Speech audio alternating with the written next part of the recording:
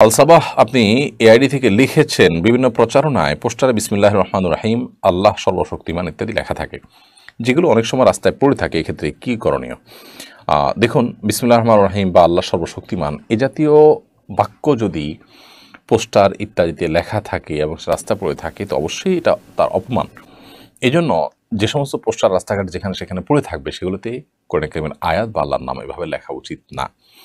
Saudi আরবে বহু আগেই ধর্ম বিষয়ক মন্ত্রণালয় থেকে এ বিষয়ে একটা প্রজ্ঞাপন জারি হয়েছিল, যেন সেখানকার ধর্মীয় কোনো পোস্টার ইত্যাদি কোরআন আয়াত বা আল্লাহর নাম ইত্যাদি লেখা না হয়। এবং এই কারণে লেখা হয়েছে, যদিও তাদের পোস্টার আমাদের মতো ওয়ালে, রাস্তাঘাটে, বাইরে লাগানো হয় না, মসজিদের ভেতরে তারা লাগায় সাধারণত।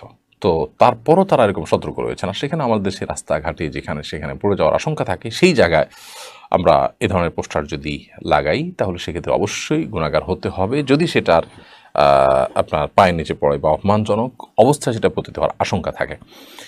এমডি হাসিবুর রহমান আপনি লিখেছেন, বেশ কিছুদিন ধরে আমাদের মসজিদে ফজর নামাজের দ্বিতীয় রাকাতে রুকুর পর আরবিতে ফিলিস্তিনের জন্য দোয়া করা হয়, যা আগে কখনো দেখিনি। বিষয়টি কি সুন্নাহ দ্বারা প্রমাণিত? হ্যাঁ ভাই, হাসিব, এটা অবশ্যই সুন্নাহ দ্বারা প্রমাণিত। এটাকে বলা হয় কুনুতে নাজেলা। কোনো বিশেষ মুসিবত যখন মুসলিম জাতির উপরে এসে পড়ে, কোনো বিশেষ দুর্যোগ যখন এসে পড়ে, তখন আল্লাহ তাআলার কাছে মুসলিমরা গণহারে যে দোয়া করে থাকে, এটাকে কুনুতে নাজেলা বলা হয়। ফজর নামাজের দ্বিতীয় রাকাতে রুকু থেকে ওঠার পর ইমাম সাহেব সম্মানিতভাবে সবাইকে নিয়ে যে দোয়া পাঠ করে থাকেন, যে দোয়া নিবেদন করে থাকেন, সেটাই কুনুতে নাজেলা। এটা সম্পূর্ণ সুন্নাহ দ্বারা প্রমাণিত। বদিউল আলম লিখেছেন, ব্যাংকের বাৎসরিক সুদের টাকা কোন কোন খাতে খরচ করা যাবে? সুদের যে টাকা পেয়েছেন, এটা কোনো সওয়াবের টাকা নিয়ত করা ছাড়া গরিব দুঃখীকে আপনি দান করে দিবেন, ফকির মিসকিন যারা আছে তাদেরকে দান করে দিবেন। এছাড়া ওলামা ইকরাম পাবলিক টয়লেট ইত্যাদির মতো কাজে ব্যবহার করারও পারমিশন এবং অনুমতি দিয়েছেন, অনেকে সেটাকে রেকমেন্ড করেছেন, যে পাবলিক টয়লেট হলো, এটা মসজিদে, মাদ্রাসা বা অন্য কোথাও হলো, সেখানে এটা খরচ করা হলো, সেটাও ওলামা ইকরাম রেকমেন্ড করেছেন। এমনি মুবারক আপনি লিখেছেন, 3 বছরের জাকাত জমা রেখে পরে দেওয়া যাবে কিনা? জাকাত জমা রাখার পর একটু বলবেন। জাকাত জমা রেখে দিবেন না, জাকাত হয়ে গেছে দিয়ে ফেলবেন। হ্যাঁ, আলাদা করে রাখেন যদি, যে এখনই এই মুহূর্তে গরিব পাচ্ছি না, আমি আলাদা আলাদা করে গরিব খুঁজে ভিন্ন ভিন্নভাবে দেবো, আদায় করব, তো সেটা আপনি করতে পারেন, কিন্তু সেটার জন্য অবশ্যই আপনাকে আলাদা করে একত্র করে কোথাও রাখতে হবে আলাদা করে, এবং যাতে করে আপনার মৃত্যু হয়ে গেল সেটা অনাদায় না থাকে, আপনার পরিবার সদস্যরা জানবেন যে সে জায়গায় আপনি লিখে রেখেছেন। এরকমভাবে আপনি দিতে পারেন, কিন্তু ইচ্ছাকৃতভাবে যৌক্তিক কোনো কারণ ছাড়া সেটাকে জমিয়ে রাখা, এটা অনুচিত কাজ।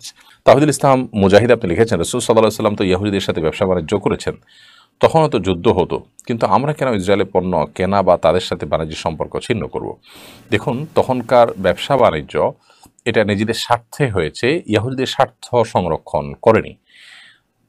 ধরুন, ইহুদীদের কাছে কোনো পণ্য আছে, এটা মুসলমানদের দরকার, মুসলমানরা কিনেছেন, এর বিকল্প মুসলমানদের কাছে নাই, এবং এটা কিনে তাদেরকে লাভবান করার চাইতে মুসলমানরা বেশি লাভবান হয়েছেন, ব্যাপারটা এরকম ছিল। এখন যেটা হয়েছে, এখন পৃথিবীতে তাদের যে ব্যবসায়িক চেইন তারা তৈরি করেছে, এর মধ্য দিয়ে তারা গোটা পৃথিবীতে তারা অর্থ কালেকশন করে নিচ্ছে, এবং এই সমস্ত পণ্যের বহু বিকল্প আমাদের কাছে আছে, এমনকি ব্যবহার না করলেও আমাদের কিছু আসতে যাচ্ছে না। আর এখনকার যুগে যুদ্ধটা যতটা টাকার উপরে নির্ভর করে, তখন যুদ্ধটা পরিপূর্ণভাবে এভাবে টাকার উপর নির্ভর করতো না। অতএব প্রেক্ষাপট সম্পূর্ণই ভিন্ন।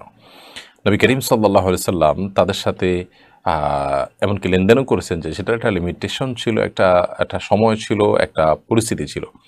তারা যখন চরম হঠকারিতা করেছে, তাদেরকে বরং নবী সাল্লাল্লাহু আলাইহি সাল্লাম ব্যবসা করাতে পরের কথা, তাদেরকে মদিনা থেকে বিতাড়ন করেছেন। বিধায় সেটিও আমাদের মাথায় রাখতে হবে। হাসিবুল ইসলাম শিমুল লিখেছেন, বাসায় বিড়াল ও বিড়ালের বাচ্চা অনেক সমস্যা করে, তাদেরকে অন্য জায়গায় রেখে আসলে কি গুনাহ হবে? বিড়ালের বাচ্চা যদি অন্যত্র রেখে আসেন, যাতে করে অন্য কারো বাসায় যায় বা অন্য কেউ নিয়ে নেয়, তো কোনো অসুবিধা নেই, এর কারণে আপনার কোনো গুনাহ হবে না, বিশেষ করে সে আপনার ডিস্টার্ব করছে। রাশিদুজ্জামান লিখেছেন, সিগারেট খায় এমন ইমাম পেছনে নামাজ পড়লে কি নামাজ আদায় হবে? নামাজ হয়ে যাবে, কিন্তু এরকম ব্যক্তিকে ইমাম হিসাবে নিযুক্ত করা বা ইমাম হিসাবে রাখা, এটা উচিত না। কর্তৃপক্ষের কর্তব্য তাকে পরিবর্তন করে সেখানে ভালো, যোগ্য, মুত্তাকি ইমাম নিয়োগ দেওয়া। ফাসেক কোনো ব্যক্তি, যে ব্যক্তি কোনো গুনাহের কাজ প্রকাশ্যে করে, তার পেছনে নামাজ পড়া মাকরুহ। তো যদি আপনার কাছে বিকল্প কোনো উপায় না থাকে, ভালো কোনো ইমাম না থাকে, তাহলে আপনি তার পেছনে নামাজ পড়ে নামাজ আদায় হয়ে যায়, বাট কর্তৃপক্ষের দায়িত্ব তাকে পরিবর্তন করা। সুলতানা পারভিন আপনি লিখেছেন, গীবতের পাপ মাপের উপায় কি? গীবতের পাপ মাফের জন্য যে ব্যক্তির গীবত করেছেন তার জন্য আল্লাহর কাছে দোয়া করবেন, আল্লাহ আপনি তাকে ক্ষমা করে দিন, এটা একটা উপায়। এছাড়া তার কাছে যদি মাপ চাওয়ার মতো সুযোগ থাকে, মাপ চাইলে বরং আরও পরিস্থিতি খারাপের দিকে যেতে পারে, সম্পর্ক নষ্ট হতে পারে, এরকম আশঙ্কা না থাকে, তাহলে সেক্ষেত্রে আপনি তার কাছে মাপ চেয়ে নিতে পারেন। আর আল্লাহ তাআলার কাছে নিজের কৃতকর্মের জন্য লজ্জিত অনুতপ্ত হয়ে আল্লাহর কাছে মাপ চাইবেন সাধারণভাবে এবং ভবিষ্যতে না করার সংকল্প করবেন। তো এইভাবে আপনি গীবতের গুনাহ থেকে মুক্তি লাভ করতে পারেন। মিজানুর রহমান জিহাদ আপনি লিখেছেন, আমি একটা মসজিদে চাকরি করি। মসজিদের ইমামের জন্য নির্ধারিত রুম না থাকায় আমার অবসর সময় মসজিদে অবস্থান করি। ইবাদত না করে মসজিদে অবস্থান করা ঠিক হবে কিনা? মসজিদ কর্তৃপক্ষ ইমামের জন্য বা মসজিদের স্টাফদের জন্য রেস্ট রুম রাখা তাদের অপরিহার্য কর্তব্য। আমাদের দেশে বেশিরভাগ মসজিদের দায়িত্বশীলরা এই বিষয়গুলোকে খেয়াল রাখেন না।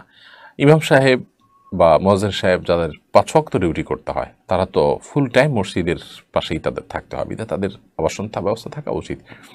সেটা যদি না রাখা হয় তাহলে সেক্ষেত্রে মসজিদকে তারা আবাসনের জন্য ব্যবহার করবেন, যেটা জায়েজ না মৌলিকভাবে। তো এটার জন্য দায়ী থাকবেন কর্তৃপক্ষ, আপনি কর্তৃপক্ষকে বোঝাবেন। আর যদি আপনার মসজিদে থাকতে হয়, অবস্থান করতে হয়, তাহলে যখনই আপনি ঢুকবেন ইতিকাফের নিয়ত করে নেবেন যে আমি এই অবস্থানটা, মসজিদে অবস্থানটাও ইবাদতের নিয়তে হলে সেটা সওয়াবের হয়। এরপর আপনি সেখানে ঘুমান, কিছু সময় বাদবন্দি করে বাকি সময় ঘুমান, আপনি রেস্ট করেন, সেটা জায়েজ আছে। এই জন্য ইতিকাফের নিয়ত করে আপনি অবস্থান করতে পারেন। হাসান মিরান আপনি লিখেছেন, মোবাইলে কোরআন তেলাওয়াত করতে কি ওযু থাকা জরুরি? মোবাইলে কোরআন তেলাওয়াতের জন্য অনেক উলামায়ে কেরাম ওযু থাকাকে আবশ্যক বলেছেন, কিন্তু অনেক উলামায়ে কেরাম আবশ্যক বলেননি। যারা আবশ্যক বলেনি তাদের মতটা আমাদের কাছে অধিকতর দলিল সমৃদ্ধ মনে হয়। কারণ মোবাইলের এই যে কোরআনের সফট কপি আছে, এটা আসলে স্পৃশ্য কোনো বিষয় না, অর্থাৎ এটা ধরা যায় এরকম কোনো জিনিস না। কিন্তু বিধায় ওযু না থাকলেও সেটি পড়া যাবে, তেলাওয়াত করা যাবে, ধরা যাবে। তারপরেও ওযু করে ধরলে সেটা অধিকতর উত্তম। একদম মত পার্থক্য ঊর্ধ্বে উঠে গেলেন। তাছাড়া ওযু অবস্থায় যত বেশি থাকা যায় ততই ভালো। এম মামুন আল আমিন আপনি লিখেছেন, মাঝে মাঝে পথ চলার সময় আমি দোয়া বা আয়াতুল কুরসি পাঠ করি। এমন সময় কেউ সালাম দিলে আগে সালামের উত্তর দিব নাকি দোয়া পড়ে শেষ করব? দেখুন, মাঝপথে দোয়া কিংবা আয়াতুল কুরসি যেগুলো পাঠ করেন, এগুলোর মধ্যে কেউ যদি সালাম দেয়, বিশেষ করে আপনি জিকির আজকার করছেন, এর মধ্যে সালাম আসলো, তো আপনি সালামের জবাব দিয়ে বাকিটা আবার কন্টিনিউ করতে পারেন যে জায়গায় আপনি জবাব দিয়েছেন সেখান থেকে, কোনো অসুবিধা নেই। কারণ সালাম দিলে সালামের জবাব যদি আপনি শুনতে পান তাহলে তার জবাব দেওয়াটা ওয়াজিব হয়ে যায়। বিধায় আপনি জিকির আজকার থামিয়ে দিয়ে সালামের জবাব দিয়ে তারপরে বাকিটা কন্টিনিউ করবেন। আর যিনি সালাম দিচ্ছেন তার লক্ষ্য করা উচিত, একটা লোক যদি ইবাদত বন্দেগীতে মাশগুল থাকে, জিকির আজকার তেলাওয়াতে মাশগুল থাকে, তাহলে তাকে সালাম না দেওয়া উচিত যদি তার মনোযোগে তার সেই তেলাওয়াত এবং জিকিরে ব্যাঘাত সৃষ্টি করতে পারবে বলে মনে হয়। এটা পরিস্থিতি পর্যালোচনা করে সালাম যিনি দিচ্ছেন তিনি সেটা বিবেচনা করে তারপর দিবেন।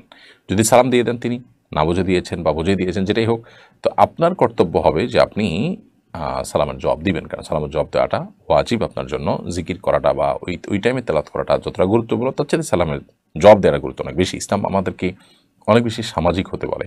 সামাজিক সৌন্দর্যগুলো ইসলামের অনেক বেশি, যার কারণে এই সালাম আমাদেরকে রিপ্লাই করতে হয়।